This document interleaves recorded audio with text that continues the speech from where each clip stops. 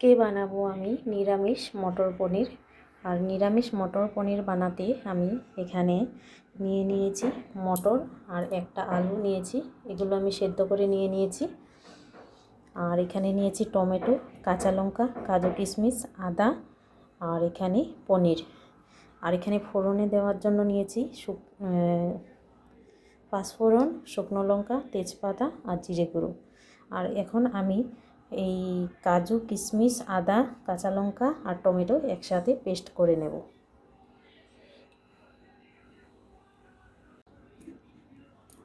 আর এখানে আমি একটু গোটা ধনে আর একটু গোটা জিরেও দিয়ে দিয়েছি একসাথে।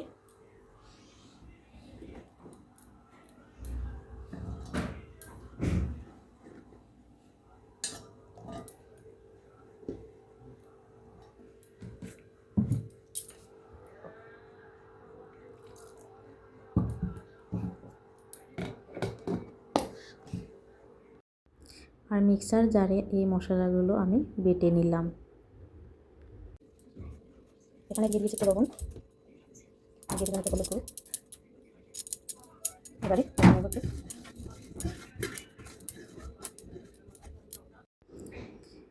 তো চলো বন্ধুরা, এখন রান্নার দিকে যাই। আর এই যে আমি ওভেনটা জ্বালিয়ে নিলাম। জ্বালিয়ে নিয়ে এখানে কড়াই বসিয়ে দিয়েছি। আর কড়াই গরম হয়ে গিয়েছে। এখন দিয়ে দিলাম আমি সর্ষের তেল।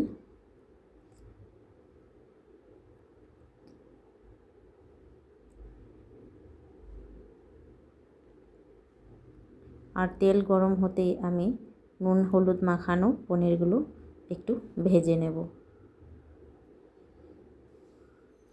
আর এখানে আমি সব কটা পনিরই একসাথেই দিয়ে দিলাম।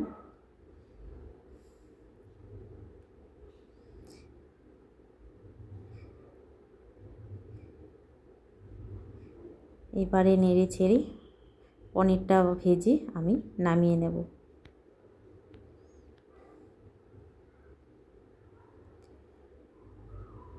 পনিরটা ভাজা হয়ে গিয়েছে।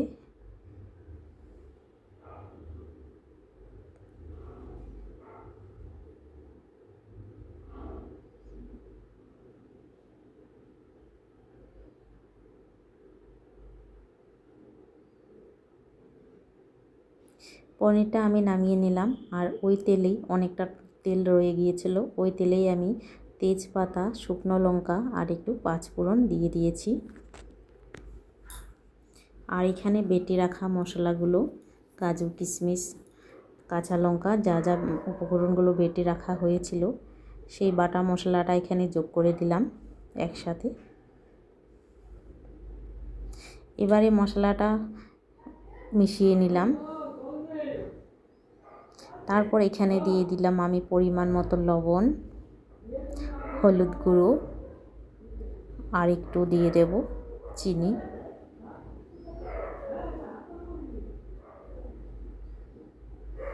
তারপর এগুলো সব একসাথে আবারও মিশিয়ে নেব আমি।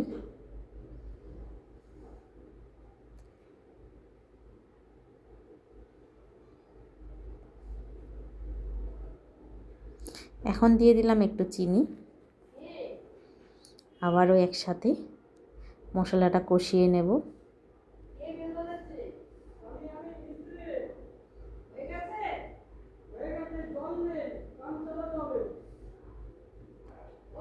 তারপর এখানে দিয়ে দিলাম একটু জিরের গুঁড়ো, দিয়ে আবারও ভালো করে নাড়াচাড়া করে নিলাম। মশলাটা একসাথে কষিয়ে নেব। আর এই মশলাটা থেকে যতক্ষণ তেলটা না ছাড়বে ততক্ষণ আমি কষিয়ে নেব।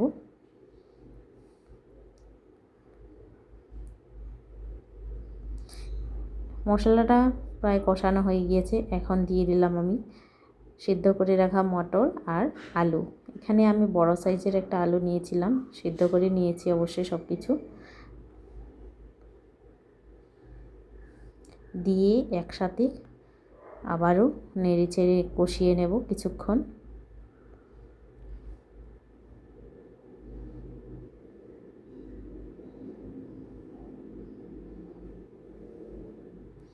আর এখানে আমি একটু হালকা জল অ্যাড করে দিলাম যেন লেগে না যায়। তারপর আমি আবারও অনেকক্ষণ কষিয়ে নেব।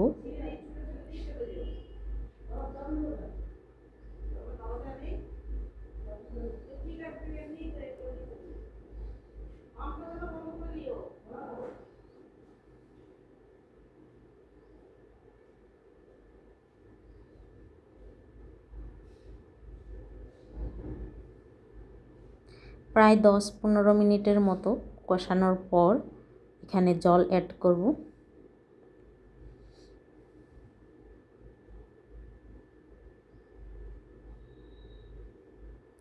আমি যেহেতু নিরামিষভাবেই করছি, তো ওর জন্য অন্য কিছু মশলা আমি এখানে আর অ্যাড করছি না। তো এই যে দেখতেই পাচ্ছেন খুব সুন্দর করে তেল বেরিয়ে গিয়েছে, আর এই মশলাটা কষানো হয়ে গিয়েছে একসাথে। মটর আর আলুগুলো খুব সুন্দর করে ভাজা হয়ে গিয়েছে।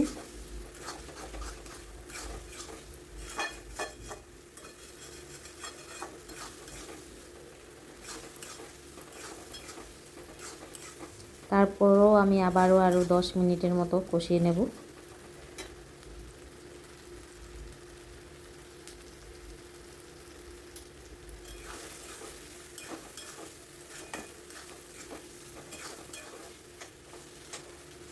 নিরামিষ মটর পনির এভাবে একবার বানিয়ে খেয়ে দেখবেন, খেতে ভীষণ ভালো হয়।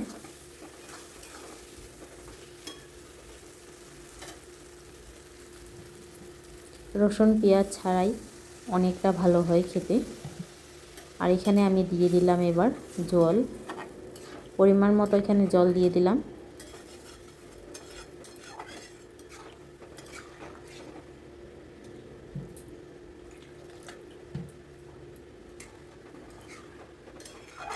এখানে আমি কোনো শুকনো লঙ্কার গুঁড়ো বা কোনো কিছু আমি অ্যাড করিনি।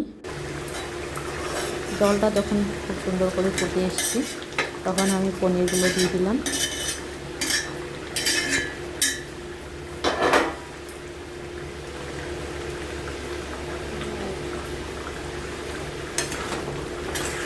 আর পনিরগুলো দিয়ে আমি আবারও নিয়ে নিচ্ছি।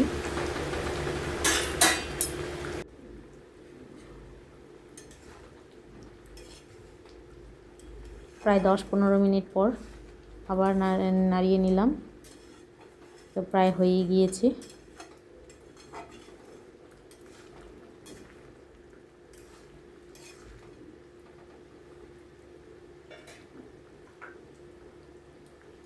আর এখানে আমি দিয়ে দিলাম একটু ধনেপাতা কুচি।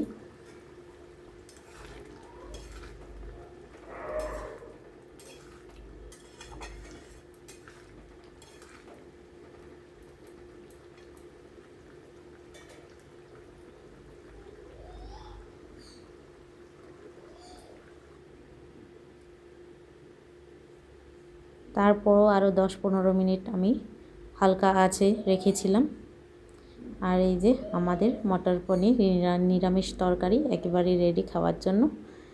তো অবশ্য ভিডিওটা ভালো লাগলে লাইক কমেন্ট শেয়ার করে দেবেন। আর আজকে দেখা হবে নেক্সট ভিডিওতে নেক্সট রেসিপির সাথে। রেসিপিটা ভালো লাগলে অবশ্য কমেন্ট করে জানাবেন।